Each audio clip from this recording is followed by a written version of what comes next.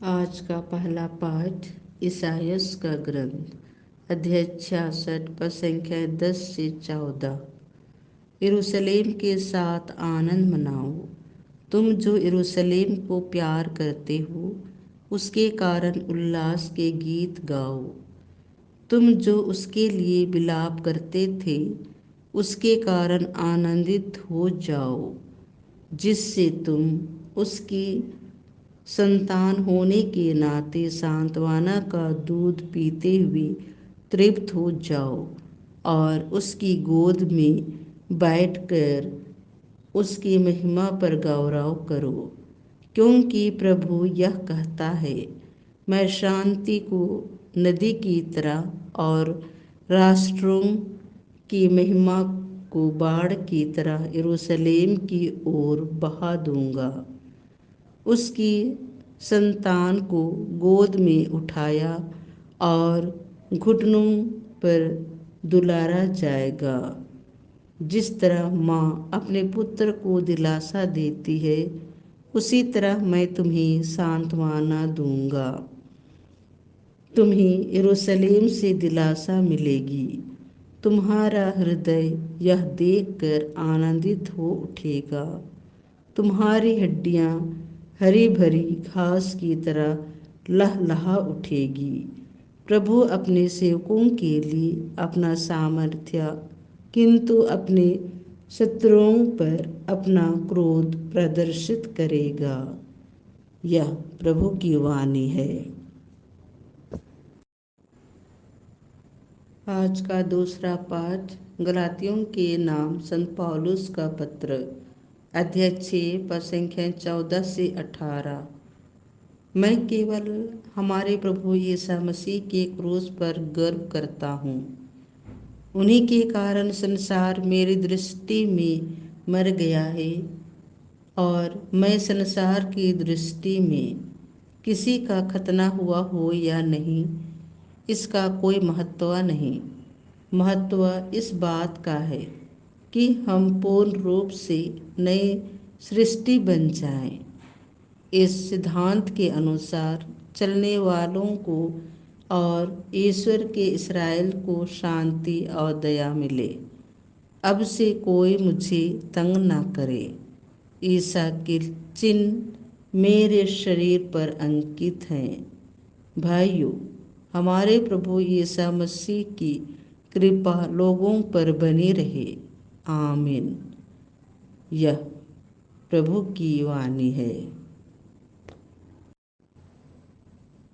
संत Lucas के अनुसार पवित्र सुसमाचार अध्याय 10 पद संख्या 1 से 12, 17 से 20।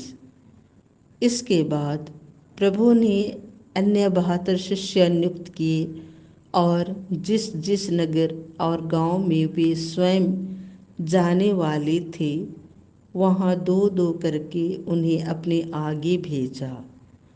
उन्होंने उनसे कहा, फसल तो बहुत है, परंतु मजदूर थोड़े हैं। इसीलिए फसल के स्वामी से विनती करो कि वह अपनी फसल काटने के लिए मजदूरों को भेजे।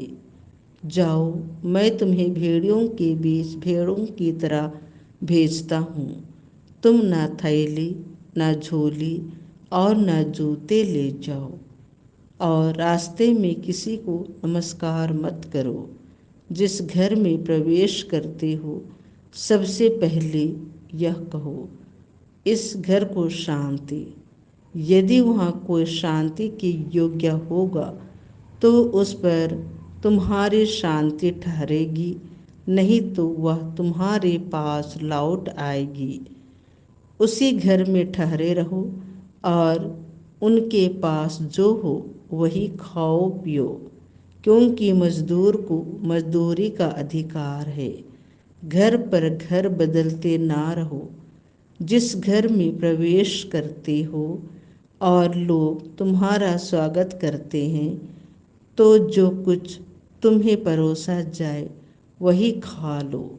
वहाँ के रोगियों को चंगा करो और उनसे कहो, ईश्वर का राज्य तुम्हारे निकट आ गया है।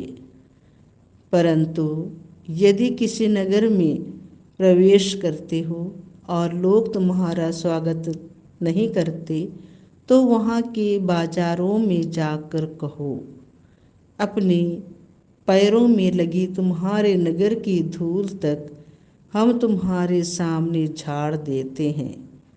तब भी यह जान लो कि ईश्वर का राज्य आ गया है।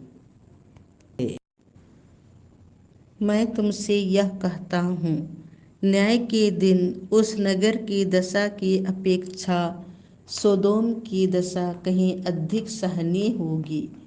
72 शिष्य सानंद लौटे और बोले, प्रभु, आपके नाम के कारण अबदूत भी हमारे अधीन होते हैं।